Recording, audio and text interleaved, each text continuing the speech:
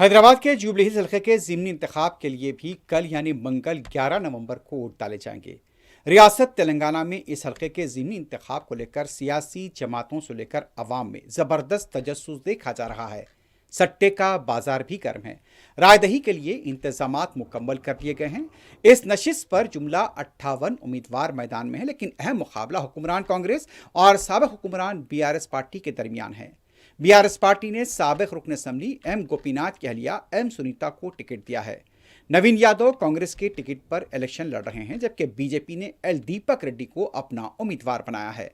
نوین یادو کو مجلس اتحاد المسلمین کی بھی تائید حاصل ہے۔ حیدرآباد کا یہ سب سے بڑا اسمبلی حلقہ ہے۔ تقریباً 4 لاکھ ووٹرز اپنے ووٹ کا استعمال کریں گے۔ 2,08,000 مرد اور 1,92,000 خاتون ووٹرز درج ہیں۔ 407 پولنگ مراکز کے من جملہ 226 پولنگ مراکز کو حساس بتایا گیا ہے۔ پولنگ کے لیے تقریباً 1,800 پولیس ملازمین کے علاوہ CISF کی بھی 8 کمپنیاں تعینات کی جا رہی ہیں۔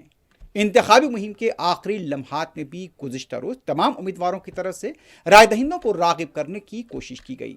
14 نومبر کو نتیجے کا اعلان کیا جائے گا۔